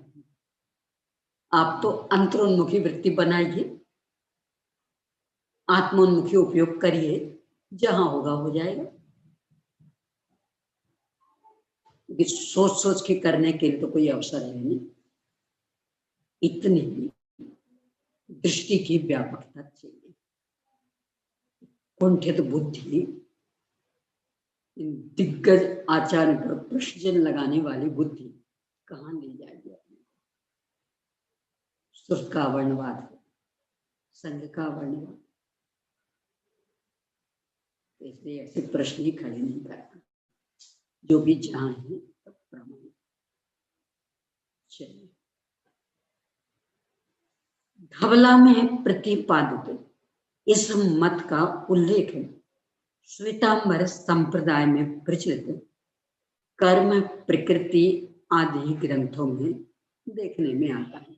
ये लब्धि सार वाला प्रकरण वह है श्वेतांबर संप्रदाय में नहीं, पर ये जो धवला वाली स्थिति यानी चौथे से सातवें के बीच में श्वेतांबरों का कर्म प्रकृति नामक ग्रंथ है, कर्मों की चर्चा करने वाला बहुत विशद ग्रंथ, उसमें भी है। बैठने वाले को हो जाता है, और आप बोल रहे हैं वाले को। ये इस तरह की पुष्टि करना ही अपनी बुद्धि की कुंठा है। यानी अपन सत्य का अपलाप कर रहे हैं कपड़ों पे ले जाके, चूंकि श्वेतांबरों के ग्रंथों में है, इसका मतलब कपड़े वालों में हो जाए सत्य का। यानी ऐसा ले लें, कोई स्थिति देखो ऐसा नहीं, जैसे हिंदुओं में भी चलता ना, एक भजन चलता, चाहे लाख करे चतुराई, कर्म का लेख तले नारे भाई, यानी जो किया वो भोगना पड़ेगा। बन को गए रघुराई, कर्म का लेख तले नारे भाई, यानी जो भी कर्म किया वो भोगना पड़ेगा। अब ये वहां भी है। तो मान लो हम ये सिद्धांत बता रहे थे, समझा रहे थे, और समझाते समझाते एक बात कहा गया वहां भी ये चलता। अब लगा इसका मतलब ये राग में धर्म मानते, इस तरह की देवी देवताओं को देव मानते, उचित है, ये न्याय है। यानी श्वेतांबर ग्रंथ में भी मिलती है ये बात, तो इसका मतलब वो कपड़े वालों को श्रेष्ठ बताना चाहती है, कहाँ से निकाल लिया? उनको भी इतनी उपलब्धि हो जाती है, कहाँ से निकाल लिया? क्यों? क्योंकि वे तो ये कह रही है ना कि द्रव्य संयम की तो शर्त रहेगी, भाव में गुणस्थान गिर गया तो उनके नीचे के गुणस्थान में हो सकता, वहां तो वो द्रव्य संयम स्वीकृत नहीं, तो कैसे उनको अपन अपने उसमें ले सकते? बहुत गंभीर मार्ग है।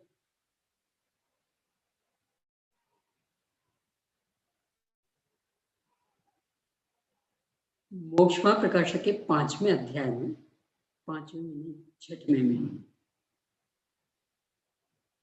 संग पट्टे आदि के उदाहरण दिए, वो छुत छामा आदि उदाहरण कि देखो तो ना हम इनसे खरीदे गए, ना इनने हमें जन्म दिया, ना पाला पोसा, ना बड़ा किया, फिर भी बैलों की जैसा जोतते,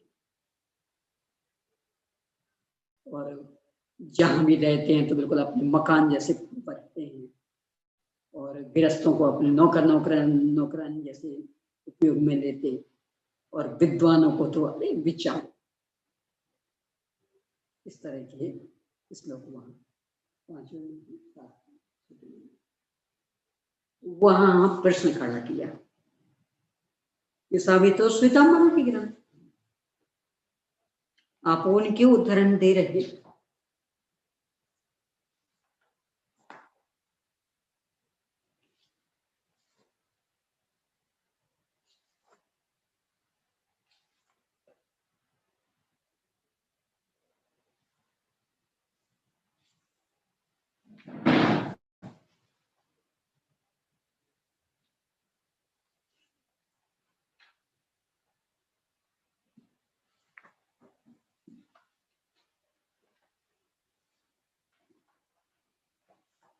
या तो 5वें में होगा या 6वें में, देखते हैं।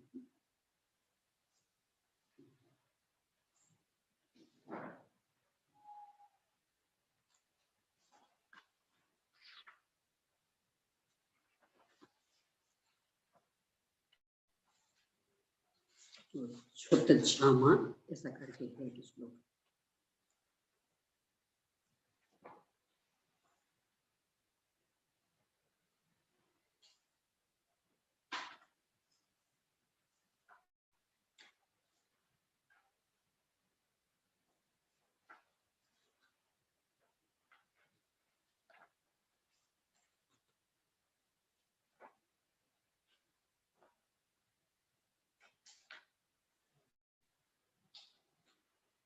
छठवें में पेज नंबर 180।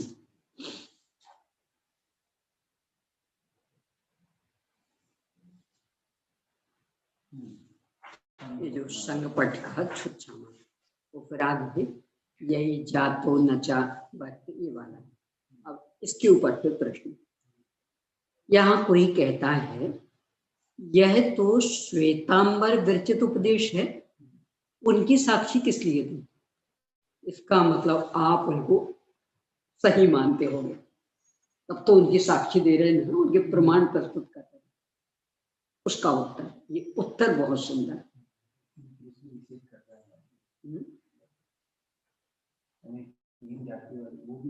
जैसे जिसका हीन पुरुष निषेध करे, उसका उत्तम पुरुष को तो सहज ही निषेध हुआ, उसी प्रकार जिनके वस्त्रादि उपकरण कहे, वे ही जिसका निषेध करें, तब दिगंबर धर्म में तो ऐसी विपरीतता का सहज ही निषेध हुआ।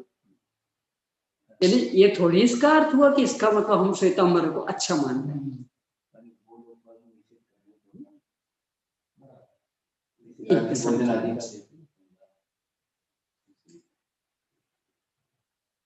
अपनी बुद्धि को बहुत व्यापक रखना चाहिए, खुली रखनी चाहिए। कुंठित बुद्धि बहुत परेशान करती है।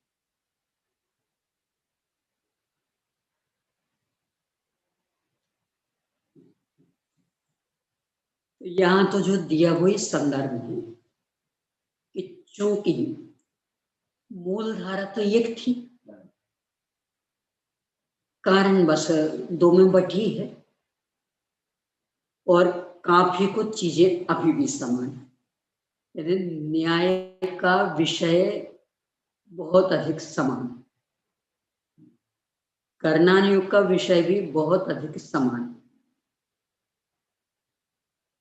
तो यदि अपने से मेल खा रहा और हमने उदाहरण दे दिया, इसका मतलब ये थोड़ी हुआ कि हम उनकी मान्यताओं के पोषक हो।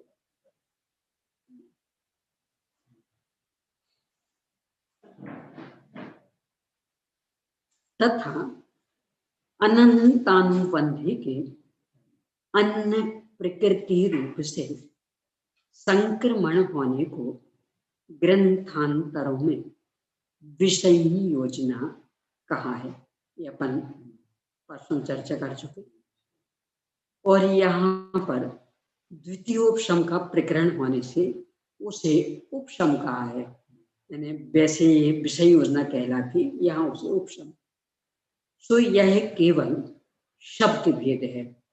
स्वयं वीरसेन स्वामी को द्वितीयोपशम सम्मिलित में अनंतानुबंधी का अभाव इष्ट है, विषय योजना इष्ट है। ये शब्द भेद मात्र समझना।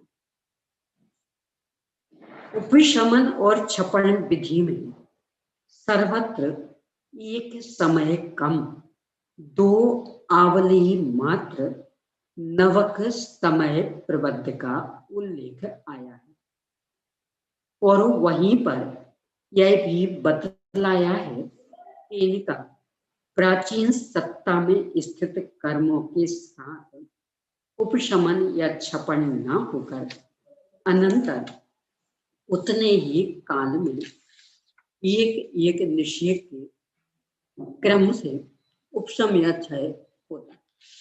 एक एक निषेध के क्रम से उपशम या क्षय।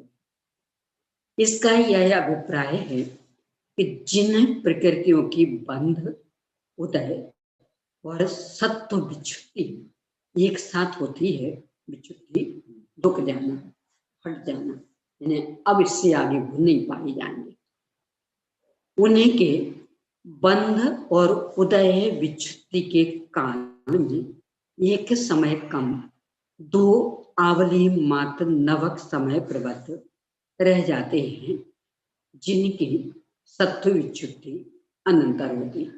यानी नए बनने वाले बाद में जाएंगे, पुराने वाले।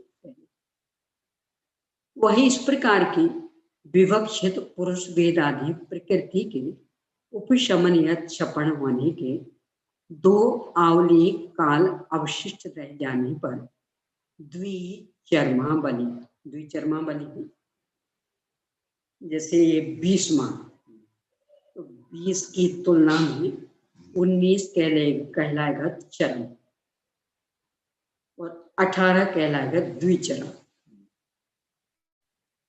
यानी अंत के दो पद।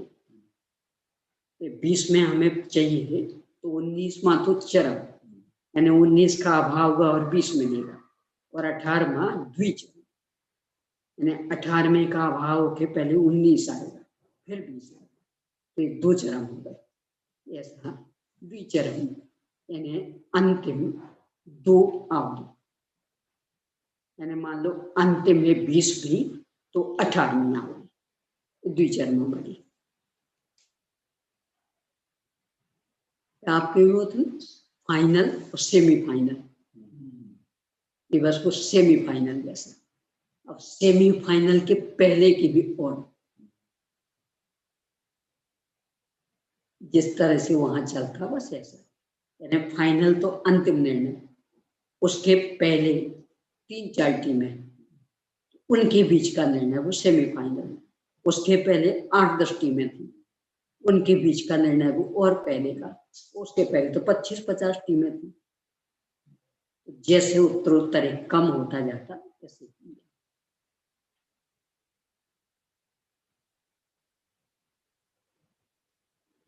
द्विचर्मावली के प्रथम समय में बंधे हुए द्रव्य का बंधावली को व्यतीत करके, यानी अब इसके बाद बंध नहीं होगा, बंधावली को व्यतीत करके चर्मावली के प्रथम समय से लेकर प्रत्येक समय में एक एक फाली, फाली मतलब बड़ा बड़ा अंश, यानी ऐसा होता ना जैसे पानी उलीचना, एक तो ऐसा भर भर के उलीची और एक कुछ हमने गहरा बर्तन लिया वो भर भर के, उसको बोलेंगे फाली, मतलब बहुत समूह में वो फाली। एक एक फाली का उपशम या क्षय होता हुआ, यानी बहुत बड़े बड़े समूह में उपशम, उपशमक में और छपक में क्षय होता हुआ चर्मावली के अंत समय में संपूर्ण रीति से उपशम या क्षय हो जाता है, तथा द्विचर्मावली के द्वितीय समय में जो द्रव्य बनता है उसका चर्मावली के द्वितीय समय से लेकर अंत समय तक उपशम या क्षय होता हुआ अंतिम फाली को छोड़कर, यानी अंतिम जो बड़ा हिस्सा उसे छोड़कर सबका उपशम या क्षय होता।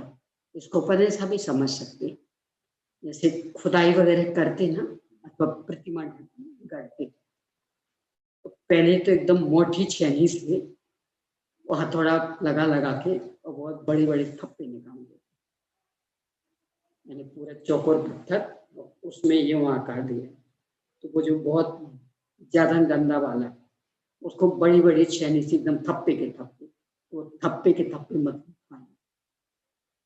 तो फिर जब वो आकार आ जाता अब वो पतली छीनी और बहुत सावधानी से, एक फाली मतलब वो थप्पा का थप्पा बहुत ज्यादा मात्रा में निकलना।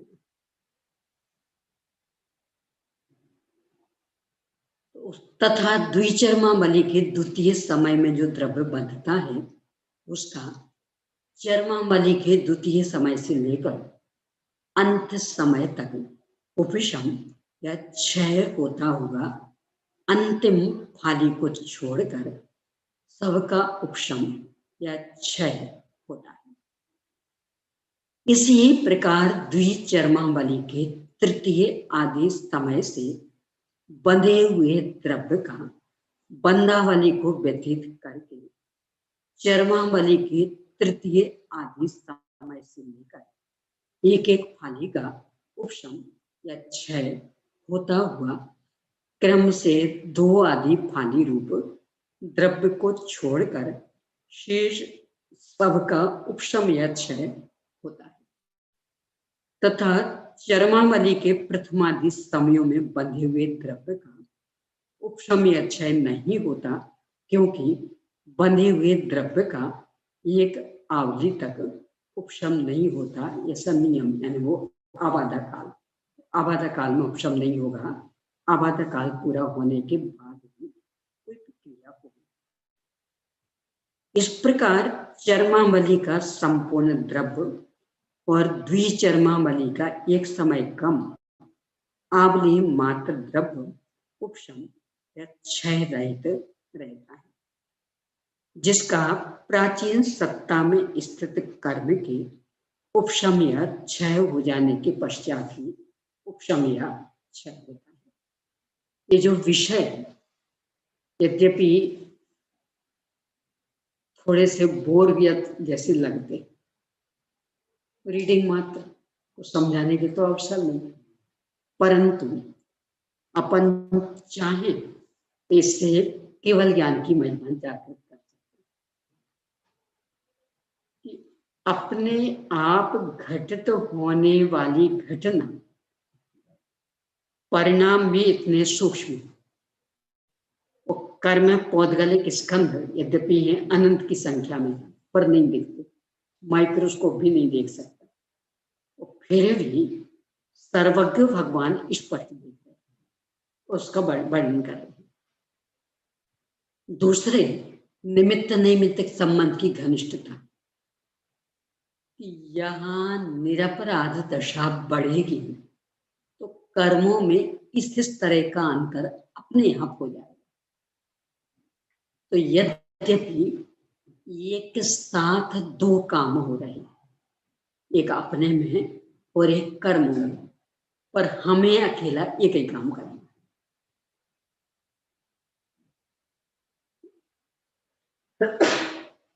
ऐसा ले लेना, आप कपड़े धोने में बैठे, दो काम हो रहे एक साथ, मैल कम हो रहा, सफाई हो रही, स्वच्छ होता जा रहा, आप कितने काम कर रहे हैं? कौन सा काम? तो दो हो रहा है, मैल कम हो रहा, स्वच्छता बढ़ रही, काम दो दिख रहे हैं। अपने आदरणीय दादाजी उदाहरण देते, शादी होती एक है, दिखती दो है। लड़का वाला कहेगा, पूछा क्या बात है, शादी है ना बेटी की, और लड़की वाले से पूछा बेटी की शादी है ना, इसलिए दोनों तरफ जोरदार तैयारियां, सब तरह की। शादी कितनी होगी दिख रही, तो सारा खर्च बाजे सब जो भी मेहमान आदि सब दो जगह तो होनी है एक। ऐसे ही यहाँ काम दो दिख रहे हैं, पर अपने अपने में होना एक ही है, उसका निमित्त पाकर वहां कर्म में ही परिवर्तन हो जाना, एक बात। दूसरी कि अपने में जो होना है तो वो वास्तव में होना है, हमें करना नहीं। यानी कोई सोच सोच करके करना चाहे तो असंभव, ये तो सहज होने वाली प्रक्रिया। अपना पुरुषार्थ बस एक ही कि शाश्वत भगवान आत्मा में स्थिर नहीं, इस स्थिरता के बल पर होने योग्य सब हो जाएगा। यानी ये भूयमान है, क्रियमान नहीं, ये होने योग्य कार्य है, किए जाने वाले कार्य नहीं। इस तरह से भावार्थ में लब्धि सार के माध्यम से इतनी विशेष बात करती। अब मूल ग्रंथ में ही 56 और प्रश्न 216 पेज पर 56 विधि, इसमें उपशम की अपेक्षा थोड़ा अंतर पड़ता है, इसलिए इसकी चर्चा अलग से। अब 56 विधि को कहते हैं शंका। क्षय किसे कहते हैं? समाधान। जिन्हें के मूल प्रकृति और उत्तर प्रकृति प्रति हो गया है, प्रकृति का उत्तर प्रकृति के भेद से प्रकृति बंध स्थिति बंध, अनुभाग बंध और प्रदेश बंध अनेक प्रकार के हो जाते हैं। ऐसे 8 कर्मों का, यानी 8 कर्मों के मूल तो ये 4 भेद और फिर इनके उत्तर प्रकृतियां 148 भेद और 148 के भी 4 भेद और भी उत्कृष्ट अनुत्कृष्ट ये वाले भेद भी, निरंतर शांतर ये वाले भेद भी, यानी अनेक तो हो जाते हैं। 108 में कैसे बनती है? 108 तो वो आश्रम कर्म के लिए, तो वो तो संरंभ, समारंभ, आरंभ, ये 3, मन वचन काय, ये 3, कृत कार्य अनुमोदन, ये सब परस्पर में 3 त्रिका 9 और 9 3 27। हाँ फिर 4 ये सब 4 कषा के पद को प्रत्यय। ये से 8 कर्मों का जीव से जो अत्यंत विनाश हो जाता है उसे क्षपण या क्षय कहते। उपशम में मात्र दब गए थे, सत्ता में विद्यमान थे और यहाँ तो सत्ता से ही साफ, अब कभी भी इन्हें का संयोग अपने साथ नहीं बनेगा। क्षय अनंतानुबंधी क्रोध, मान, माया और लोभ तथा मिथ्यात्व, सम्यक मिथ्यात्व और सम्यक प्रकृति, इन 7 प्रकृतियों का असंयत सम्यक दृष्टि, संयता संयत, प्रमत्त संयत अथवा अप्रमत्त संयत जीव नाश करता है। यानी चौथे से 7वें के बीच में कहीं भी क्षायक सम्यक हो जाता है, पर बस थोड़ा अंतर, द्वितीयोपम सम्यक हुई चौथे से 7वें के बीच में, और उसके साथ एक शर्त कि द्रव्य संयम होना चाहिए। क्षायक सम्यक तो चौथे से 7वें के बीच में, तो 6वें 7वें वाले तो संयमी ही, चौथे वाले तो अविरत है, 5वें वाले भी एक देश विरत और वे तो गिरस्थ भी, तो भी हो जाएगा। इतनी एक विशेषता। क्षायक सम्यक के लिए द्रव्य संयम की अनिवार्य शर्त नहीं है, वो तो अविरत दशा में भी, अंतरंग बहिरंग दोनों ही अविरत दशा, उसमें भी हो जाएगा, पर द्वितीयोपम सम्यक के लिए द्रव्य संयम की अनिवार्य। शंका, क्या इन 7 प्रकृतियों का, इन 7 प्रकृतियों का क्या युगपत नाश करता है या क्रम से? समाधान नहीं, यानी क्रम से नाश होता, उसमें भी 2 बार कर्म।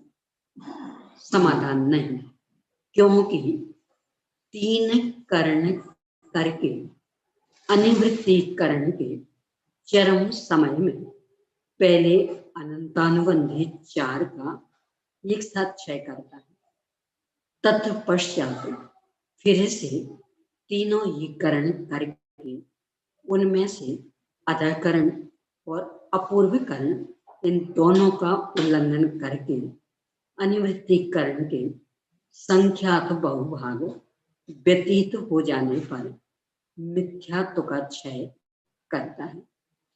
इसके अनंतर अंतर मुहूर्त व्यतीत कर सम्यक मिथ्यात्व का क्षय करता, तत्पश्चात अंतर मुहूर्त व्यतीत कर सम्यक प्रकृति का क्षय करता।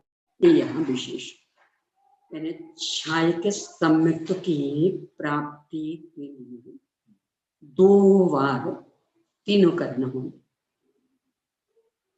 पहली बार जो कर्ण होंगे तीनों, उससे अनंतानुबंधी की भी संयोजना हो जाएगी, यानी अनंतानुबंधी के पूरे परमाणु अप्रत्यक्षानावरणादि रूप में बदल जाएंगे।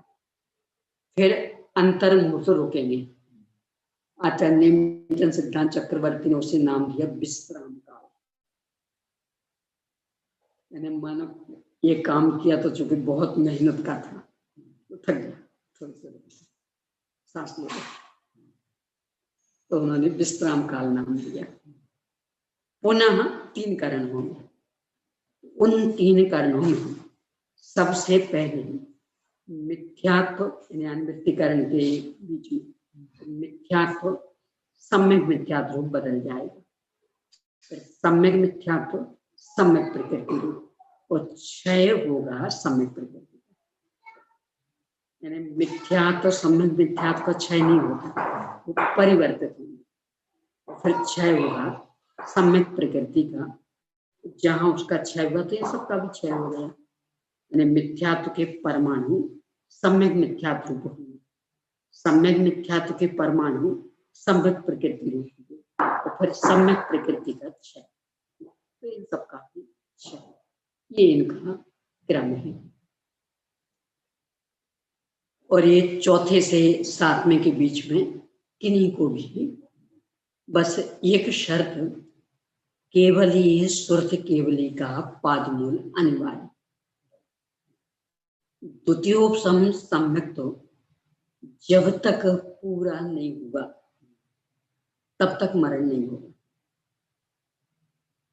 छाया के सम्यक तो में अनंतानुबंध की विषय योजना हो गई, मिथ्यात्व सम्यक मिथ्यात्व रूप बदल गया और सम्यक मिथ्यात्व सम्यक प्रकृति रूप बदल गया।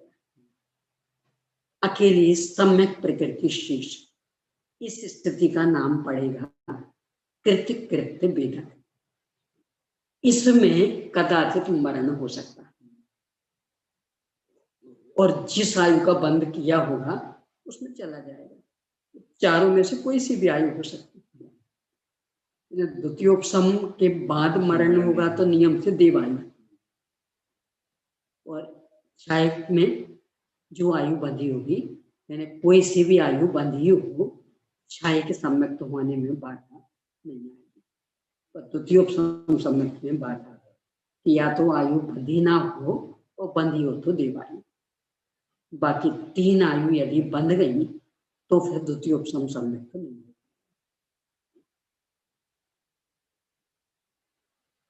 अब इसके बाद विक्षायक सम्यक्त तो चौथे से 7वें के बीच में कहीं भी हो गया। अब छपक श्रेणी का आरोहण, यानी 21 प्रकृतियों की क्षय की स्थिति, ये शुरुआत होगी सातिशय अप्रमत्त, यानी अप्रमत्त संयत गुणस्थान के 2 भेद, निरतिशय और सातिशय। निरतिशय का एक नाम स्वस्थान अप्रमत्त, सातिशय का एक नाम दूसरा क्या नाम दिया उसको, स्वस्थान हो गया, सातिशय ही विशेष। जो छठवां सातवां होता रहता है वह तो निरतिशय अप्रमत्त से, यानी स्वस्थान अप्रमत्त से, और जहां सातिशय अप्रमत्त में पहुंचे तो आगे बढ़ गए। सातिशय अप्रमत्त मतलब एक प्रकार से अधः प्रवृत्त करने वाली दशा, तो उसमें पहुंचे तो अपूर्वकरण की ओर बढ़ जाएंगे, 8वें गुण स्थान की ओर बढ़ जाएंगे। आगे करेंगे इस पर अपन चर्चा। अभी का समय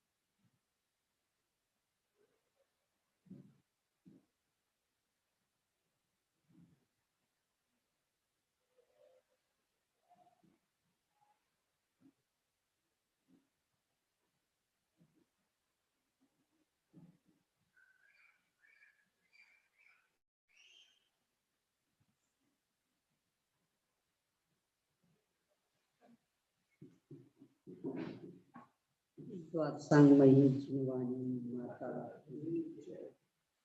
अहिंसामयी जैन धर्म पंच परमेष्ठी